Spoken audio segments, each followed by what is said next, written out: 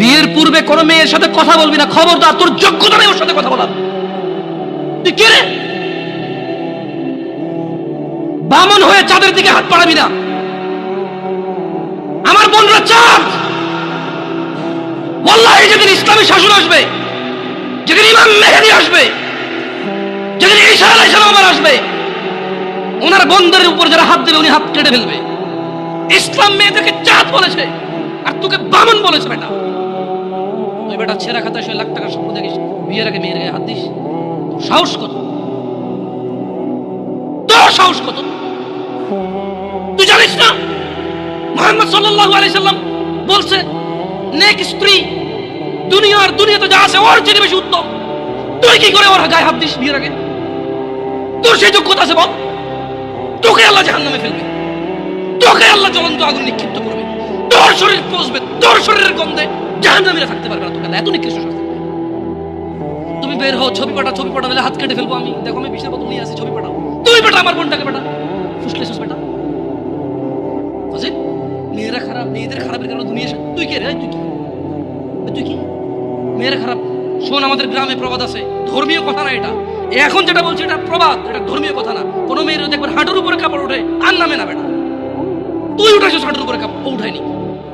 হাঁটু পর্যন্ত তুই উঠাইছিস আর এখন সে নামাচ্ছে না। তুই মনে করিস তুই বেঁচে গেছিস না? তুই মনে করিস তোর জিনাই জেনা না? না বেটা, ও তোর সাথে জেনা করেছে, এরপরে তোকে বাদ দিয়ে আরেকজনের সাথে আর তুই সূচনা, তুই ওকে শিখেছিস। এটা সবগুলো তোর উপরে। যত বড় ডাক্তার কবিরাজ, যত উন্নত চিকিৎসায় নিয়ে যাক, যদি ওর মাথা ফেটে চৌচির করে দেয়, মস্তিষ্ক বেরিয়ে যায়, ওর বাঁচার চান্সেস কতটুকু, বাঁচার কতক্ষণ আছে? তোমাকে, তোমার এই ছোট্ট 3.5 হাত বডিকে আল্লাহ কত ইজ্জত দিছে, কত সম্মান দিছে। যদি কেউ তোমাকে জোর করে জেনা করে, তাকে, সে যদি বিবাহিত হয়, তাকে জুমা মসজিদের সামনে অথবা মহাসমাবেশে প্রকাশ্যে কোমর পর্যন্ত গেড়ে পাথর মেরে মেরে মেরে ফেলতে হবে। কেন? সে তোমার গায়ে হাত দিতে গেল। তোমার ইজ্জত আবরু কত উপরে। তুমি কি আর আল্লাহর সৃষ্টি জাতা? আল্লাহর সৃষ্টি বনি আদম, ওয়ালাকাদ কাররামনা বনি আদম। আল্লাহ সুবহানাহু ওয়া তাআলা বলছে যে আমি বনি আদমকে কারাম করেছি, ওদেরকে আমি সম্মানিত করেছি। ওই সম্মানিত সম্প্রদায়ের সবচাইতে মূল্যবান তুমি। তোমার ব্যাপারে এই যে মানুষগুলো, এই যে পুরুষগুলো, আদম আলাইহিস সালাম ওনার উম্মতের নবী ছিল, কিন্তু মুহাম্মদ রাসূলুল্লাহ সাল্লাল্লাহু আলাইহি সাল্লামের উম্মত যত পুরুষ, এইবার সে রাজা মহারাজা, এইবার সে কিছু একটা, সে যদি পুরুষ হয়, সে যদি মুসলিম মনে করে নিজেকে, তাকে তার রাসূলটাকে বলছে, এই আমার উম্মত যদি তুই নিজেকে মনে করিস, তবে শোন, একজন উত্তম নেক সৎ স্ত্রী দুনিয়ার দুনিয়াতে যা আছে এর চাইতে বেশি মূল্যবান। তার মানে ওই যে পুরুষ তার কাছে মূল্যবান, যেই পুরুষের কাছে নেক স্ত্রী নেই, সেই পৃথিবীতে ধনী হতে পারবে না। ধন সম্পদ, ধনী দরিদ্র তো কিছুটা কাউন্টার। স্বর্ণ আছে এত ভরি, রূপা আছে এত ভরি, জমি আছে এত বিঘা, গাড়ি আছে এতটা, ব্যাংকে টাকা আছে এতটুকু, কোম্পানির মালিক হলো $10,000 বিলিয়ন কোম্পানির প্রাইস, 2000 কোটি টাকা কোম্পানির প্রাইস। এভাবেই তো ধনী দরিদ্র বিল গেটস, ওই যে কি কয় এটাকে, কি আছে আম্বানি টাম্বানি, এভাবেই তো ধনী দরিদ্র হিসাব, রাইট? কিন্তু যার কাছে যেদিন বিচার হবে কে ধনী ছিল কে দরিদ্র ছিল, সেদিন যার কাছে ন্যাক স্ত্রী থাকবে না, সে ধনীদের লিস্টে আসতে পারবে না। একজনের কাছে যদি পুরো পৃথিবী আর পৃথিবীতে যা আছে, একজনের কাছে যদি পুরো পৃথিবী আর পৃথিবীতে যা আছে সবকিছু থাকে, ন্যাক স্ত্রী না থাকে, আরেকজনের কাছে যদি শুধু ন্যাক স্ত্রী থাকে, এটা বলে প্রমাণ হয় যে ন্যাক স্ত্রী, তাহলে ইসলাম ওকে ধনী বলে, একে দরিদ্র বলে, কি মিসকিন বলে। বেচারা, ও তো লাইফে সুখী না, ও কি বেচারা, আহা ওর জীবন মিসকিন বেচারা। তোমাকে কত মূল্য দিয়েছে চিন্তা করছো রাসূল সাল্লাল্লাহু আলাইহি সাল্লাম। তোমাকে এটা, তুমি জাতা নও, পুরুষ তোমাকে অ্যাচিভ করতে হয়, পাইতে হয়, অর্জন করতে হয়। তোমাকে জাতা পুরুষ তোমাকে অর্জন করতে পারবে না। যে পুরুষ তোমাকে মূল্যায়ন করতে পারবে না, সেই পুরুষ তোমার সতীত্বের খেয়াল রাখতে পারবে। যেই পুরুষ তোমার মূল্যায়ন করতে পারবে না, সেই পুরুষ সতীত্বের পরোয়া করতে পারবে না, মূল্যায়ন করতে পারবে না। এটার মর্ম, এটার ইজ্জত, এটার শান্তি সে জানবে না। মিসকিন, বেচারা, বোকা, হতভাগা, পাগল, দরিদ্র, ফকির, জীবনে কিচ্ছু নেই ওর, যার কাছে তুমি নেই।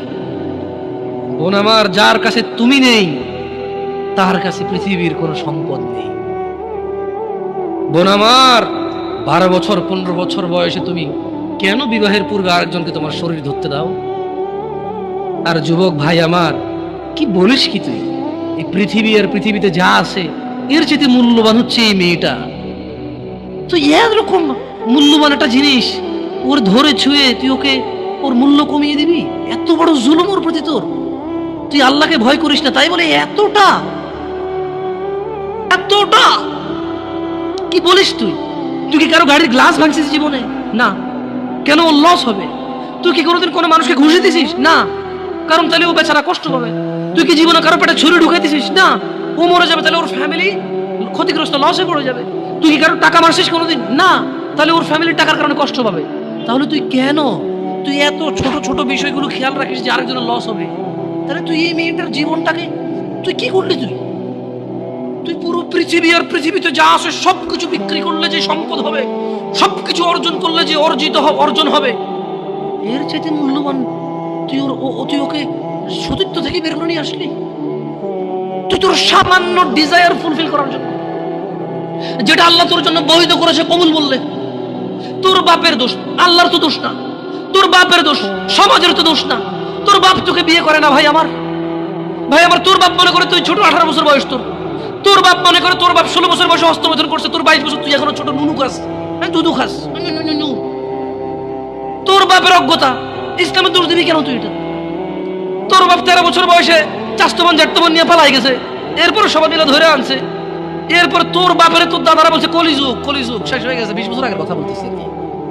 তোর বাপ 14 বছর বয়সে লুকায় লুকায় খেরসিন ওই কি।